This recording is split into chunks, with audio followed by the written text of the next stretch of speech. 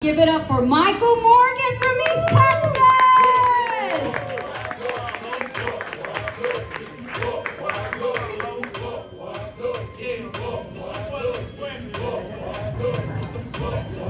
Fort Worth, what's going on? I'm from East Texas, Tyler area. I was actually raised in Fruitville, Texas. Anybody know where that's at? Anybody? Exactly. There's like 3,000 people in Fruitville, Texas.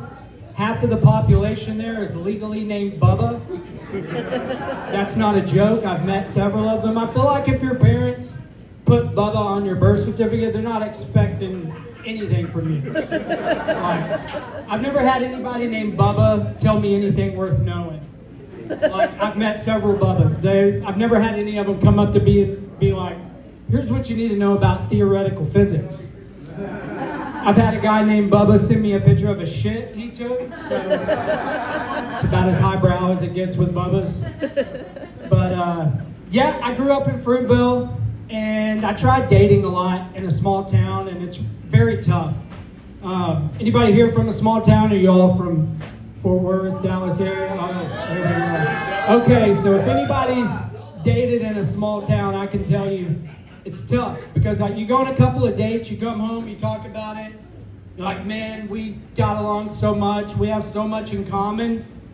DNA is what you have in common. And probably a Meemaw.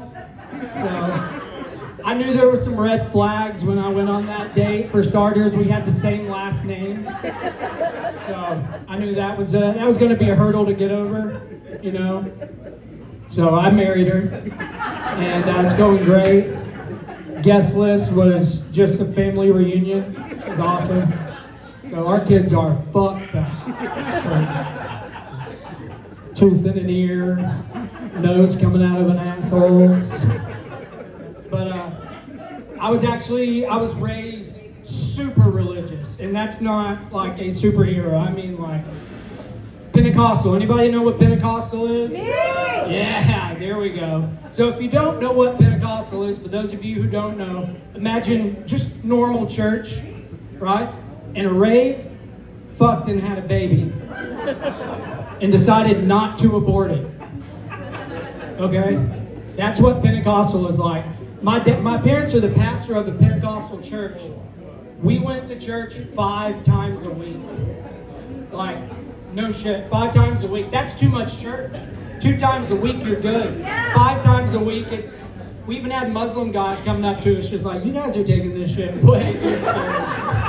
Okay? Like, tone it down. But, yeah, growing up in a small town is rough. I was real weird growing up. I feel like growing up in a small town made me a weird kid. Like, for example, this is how weird I was. I started taking karate at 15 years old. I started karate. Other kids were getting out of karate at 15 to get hand jobs. Right? They were getting hand jobs. I was getting my orange belt in some guy's garage surrounded by other 11-year-old black belts. Right? We still got hand jobs. So, you take what you can get at that age, I feel like. So, but no, it's great. I'm going to look at my notes real quick. You guys bear with me. Hand job, karate, hand job. Okay. So, like I said, I'm sure you guys can tell from looking at me, I'm not a very masculine guy. I don't feel like I'm emoting masculinity up here, but it's okay. You are! So, when my wife and I first met, first time we ever met, she thought I was gay. Her first impression, disclaimer, nothing wrong with that. But if you're not gay, you don't want to be mistaken. It's like being in a room and somebody else farted and you're being blamed with it. You're like, it's okay if you fart, but I didn't fart. Okay? All right? I fight for my right not to fart. Okay? But yeah, she thought I was gay when we first met. First night we met each other. We sat and talked for 4 hours. By the end of that, she still was not 100% that I was not gay. I told her my life story, and she's like, I don't know if this is marriage material, but we can shop till we drop. Okay? Like, I know what I look like though, so I'm not upset about it. Like, I know I give off some vibes. You know, I know I look like the only testosterone I have. I caught in my mouth. You know, I know my ratio to hand jobs given is a little wiggly there. You know, so it's all right. But me and my wife, we've been married for 6 years now. 6 years of marriage. Hell yeah. It's great. What's the secret to a long-lasting marriage, you ask? We cheat on each other repeatedly. It's fantastic. It's fantastic. Okay, I cheat on her repeatedly. I mean, that's a joke. I don't know. Stop recording. Stop that. Stop that. But no, we've been married for 6 years. We've got to the point where we have like cute pet names for each other. You know, like I call her Pookie Bear. Pookie Bear. She calls me on the spectrum. It's very cute. It's very cute, right? It's a cute pet name. But yeah. So on the spectrum, that's what she calls me. It's crazy. But I don't think she married me because of anything physically. Like, I think she married me because emotionally, I'm there for her. Like, I'm her rock. You know, spiritually, I'm her rock. I don't think physically I'm doing anything for her. I'm not checking any of those boxes, you know? Like, I've seen what she searches in porn. There's nothing on there. There's nothing on there that says 5'7" white guy bangs chick for a minute and a half. Right? I've seen her searches. She's seen my searches too. And there's nothing on there that says chick fakes orgasm and cries herself to sleep. So, even Stevens, I would say. Some would say. But, so, she's also never said the word sorry to me. Like, she's never, okay. Out of context, she'll say sorry, but it's this, right? And guys, you know this. She'll say, I'm sorry, but I'm not apologizing. I'm not apologizing, right? Yeah, exactly. So, but she'll say sorry to literally anybody else. Like, I've watched her say sorry to other people. Been in the room. Right? Like, I feel like I'm in the hotel and two people are fucking and I'm in the chair in the corner of the, you know that chair in the hotel, the cup chair, everybody knows that chair, right?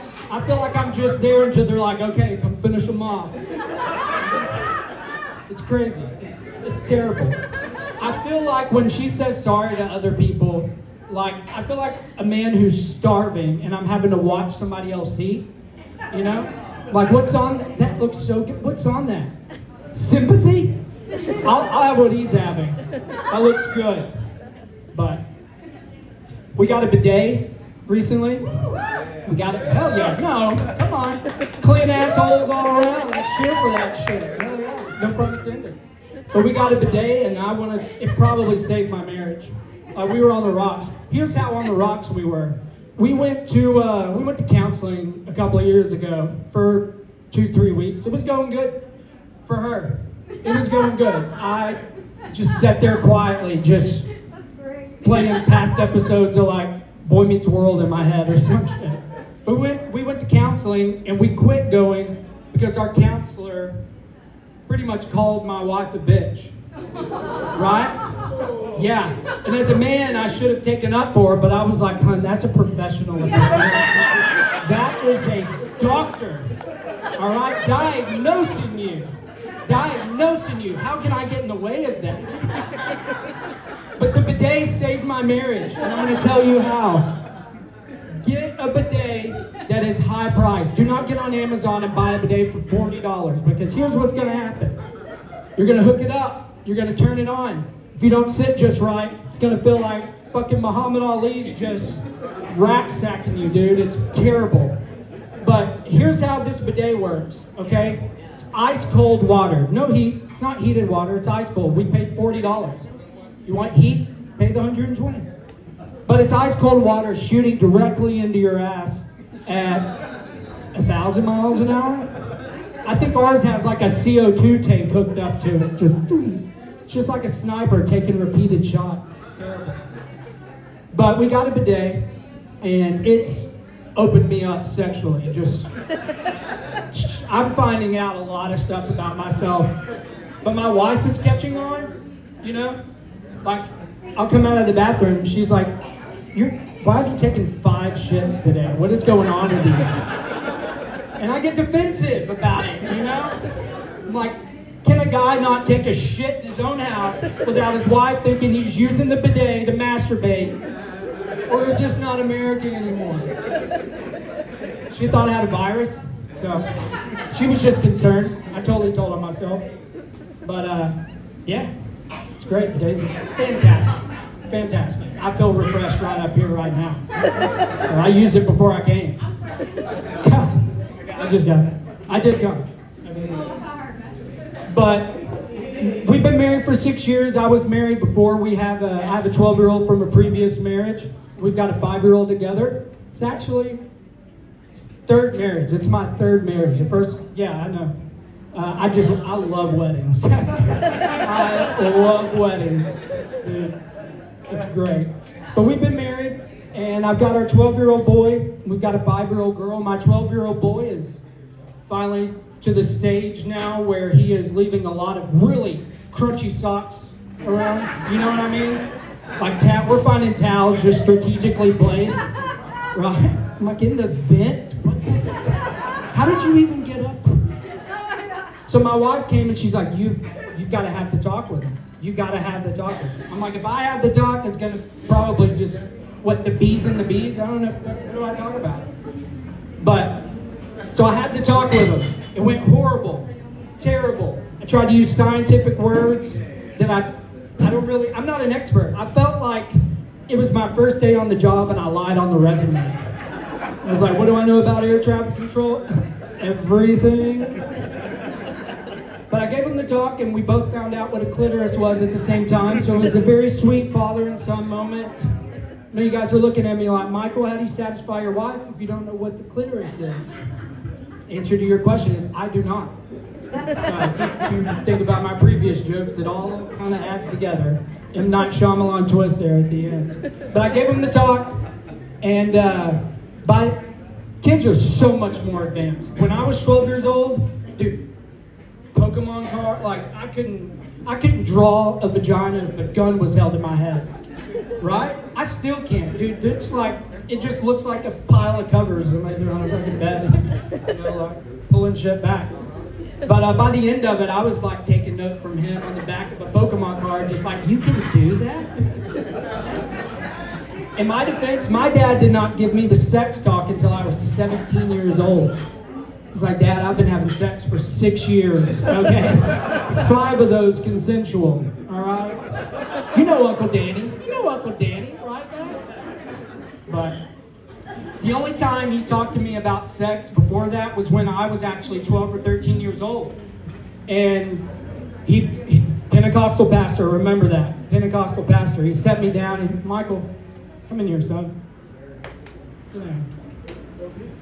Did you know when you're in your alone time and you're sitting there in your room, imagine Jesus Christ is sitting right beside you. Because guess what, kiddo? He is. I've never came so hard in my entire life. It was fantastic. Thank you guys. I'm Michael Morgan. Get your host back up here. You guys have an incredible night.